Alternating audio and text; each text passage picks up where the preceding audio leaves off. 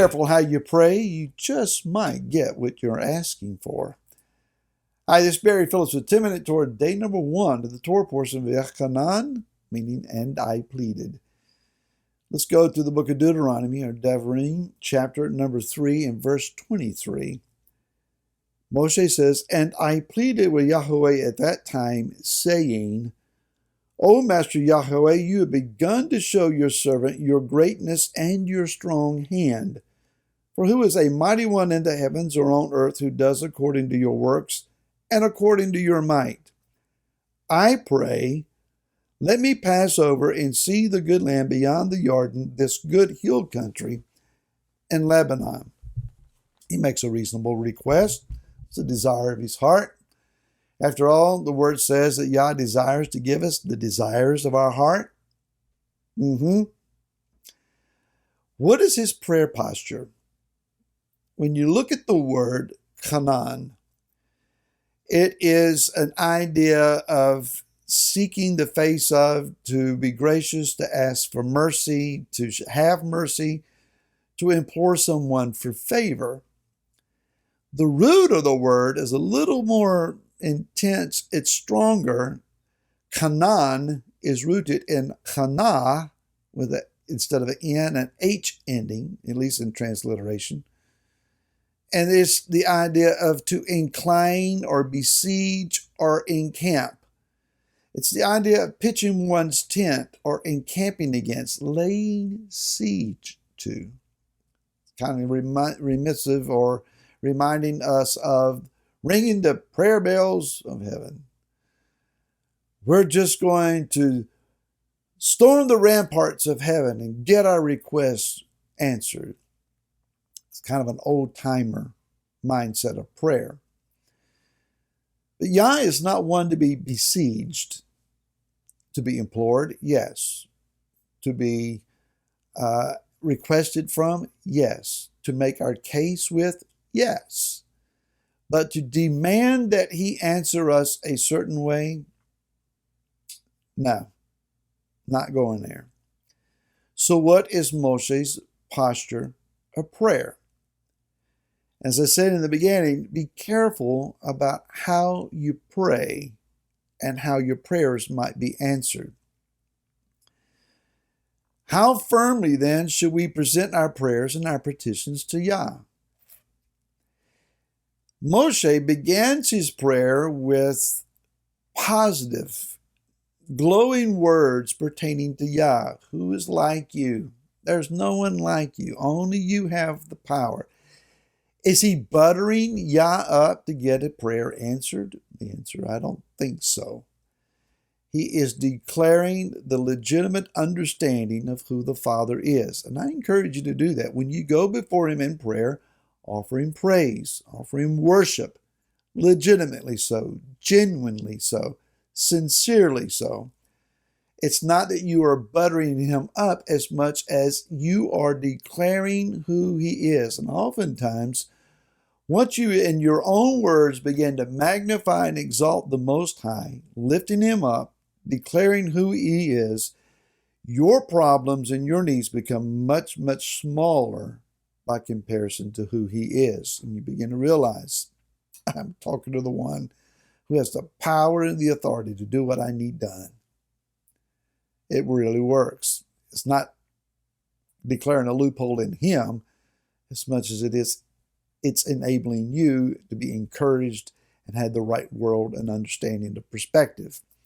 Rav Kook talks about this, and I'd like to quote from him.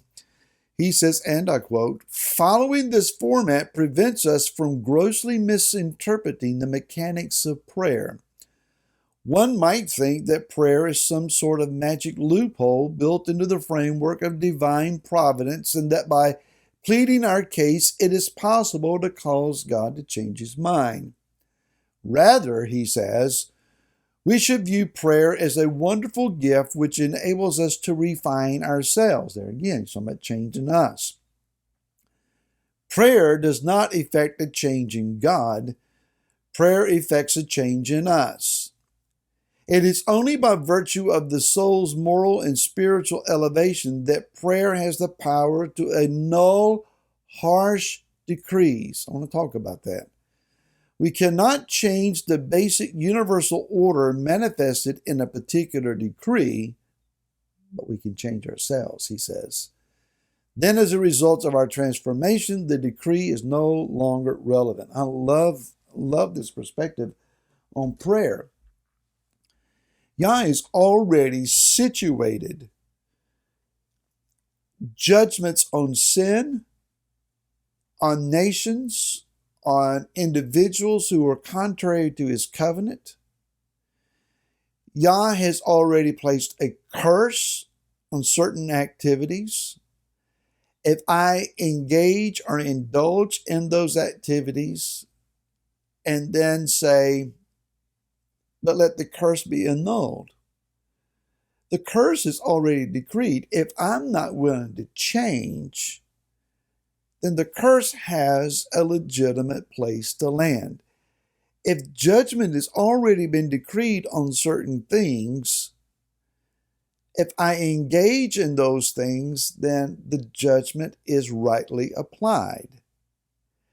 If I walk in darkness, the evidence and the fruit of darkness has a legitimate right to be manifested.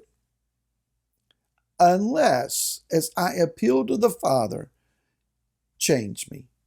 I acknowledge where it is that I've gone wrong and done wrong. I acknowledge, Father, that I've transgressed your Torah.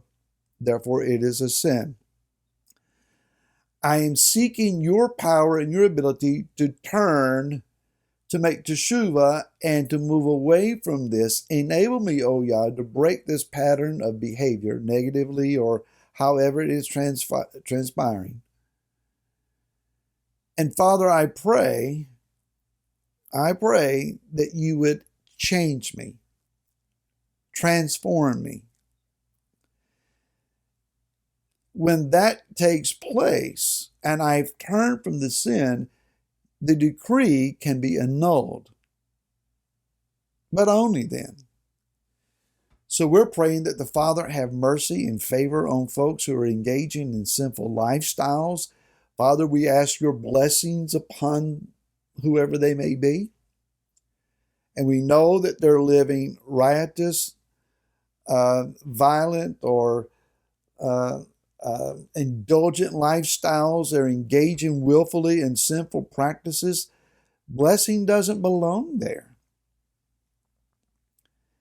Be careful when we begin to pray, Father, I just pray you make them sick. If they ever put another piece of pork in their mouth or smoke another cigarette or do whatever it is that you find offensive, I just pray that you make them sick. You realize that's controlling and manipulating prayer. It's actually akin to witchcraft. We don't have the right to call down that kind of judgment on someone. That's Yah's job. What we can pray for is mercy. Yeshua taught us, when you show mercy, then you yourself will be shown mercy. Likewise, if you judge, if you condemn, if you malign, if you slander, even in prayer, then you're asking for the same treatment to come upon yourself. And that is not to say that when someone is detrimental to you, violent towards you, aggressive towards you, etc., that you can't pray about that and pray aggressively so. But just keep in mind that what you're asking for against someone else has a right to be turned around and investigated on yourself. So therefore, it is important that we be sure that we're covered, that we're walking uprightly, that we're seeking the Father's face, that we're trying to do his will, that we're applying the word to our own lives, that we're walking in truth before we begin to call out some other situation. Wise words that I read many years ago. Yah would only reveal someone else's sin or problem to you so that you would intercede for them, not against them. And it's never permissible for us to go carting that information around, recruiting other prayer warriors, at least under the guise of doing so, and actually we're gossiping. A lot to think about in prayer. Be careful how you pray. it might get answered. We'll see you again tomorrow. Until then, shalom.